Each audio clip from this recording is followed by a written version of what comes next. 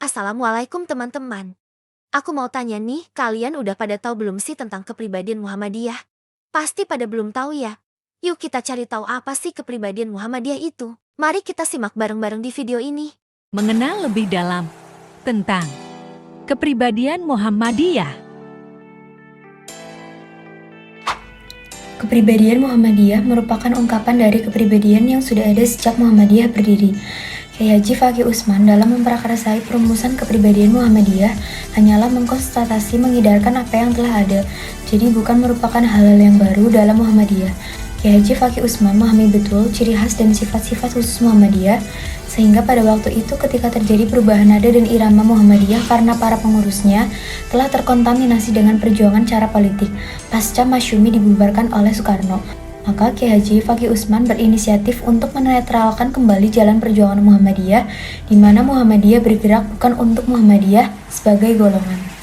Perumusan kepribadian Muhammadiyah datang belakangi dengan adanya kebutuhan persyarikatan terhadap rumusan yang dapat dijadikan sebagai pedoman bagi persyarikatan Muhammadiyah. Pada saat itu, Ki Haji Fakih Usman memberikan gagasan kepada Muhammadiyah akan pentingnya jati diri Muhammadiyah melalui ceramah yang diselenggarakan PP Muhammadiyah pada tahun 1961 Masehi yang berjudul Apa Muhammadiyah Itu?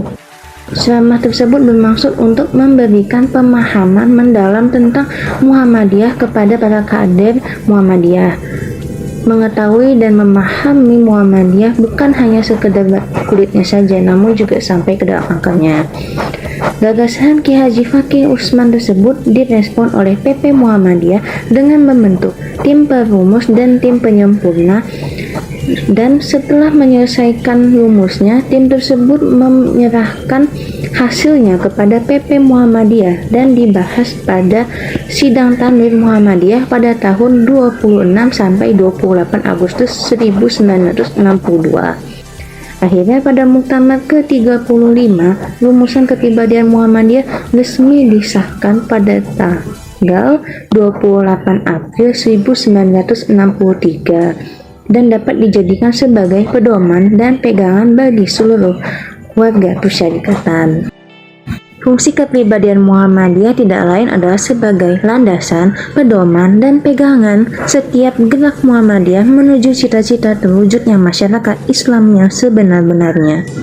Dalam perjuangan melaksanakan usahanya menuju tujuan terwujudnya masyarakat Islam yang sebenar-benarnya, di mana kesejahteraan, kebaikan, dan kebahagiaan luas merata, Muhammadiyah mendasarkan segala gerak dan amal usahanya atas prinsip-prinsip yang tersimpul dalam Mukadimah Anggaran Dasar, yaitu yang pertama ialah hidup manusia harus berdasar tauhid, ibadah, dan taat kepada Allah. Yang kedua ialah hidup manusia bermasyarakat mematuhi ajaran-ajaran agama Islam dan berkeyakinan bahwa ajaran Islam itu satu-satunya landasan kepribadian dunia akhirat.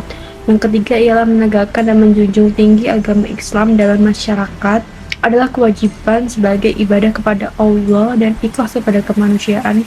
Yang keempat ialah ittiba kepada langkah dan perjuangan Nabi Muhammad SAW. Yang kelima adalah melancarkan amal usaha dan perjuangan dengan ketertiban organisasi. Sekarang saya akan menjelaskan pedoman amal usaha dan perjuangan Muhammadiyah.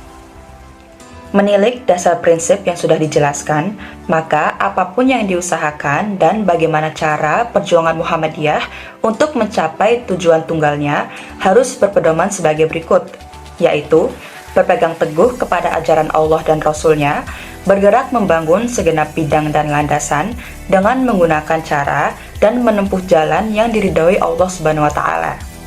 Muhammadiyah memiliki dan wajib memelihara sifat-sifatnya. Sifat-sifat Muhammadiyah yaitu: pertama, beramal dan berjuang untuk perdamaian dan kesejahteraan.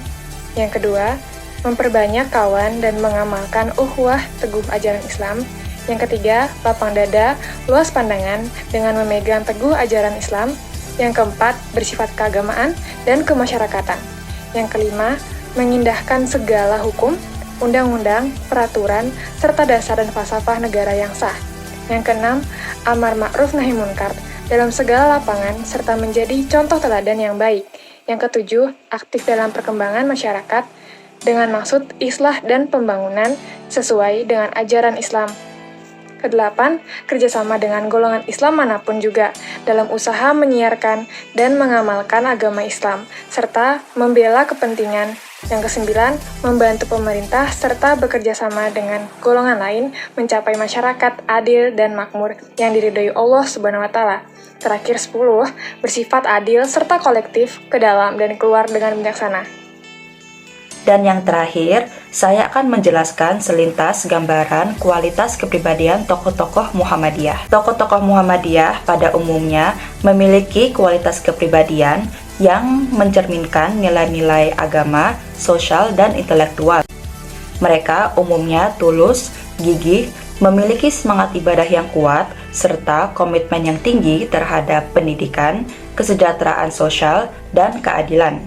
Pemimpin Muhammadiyah cenderung berdedikasi tinggi dalam mengabdi kepada masyarakat dan juga berusaha untuk meningkatkan kualitas hidup umat dan memajukan pendidikan di Indonesia. Sekian, dan terima kasih. Nah, gimana nih teman-teman, sekarang sudah paham kan? Kalau udah aku pamit undur diri ya. Panjang penjahit benang di dalam peti. Ibu Tuti menjahit kebaya. Saya pamit untuk undur diri. Terima kasih atas perhatiannya.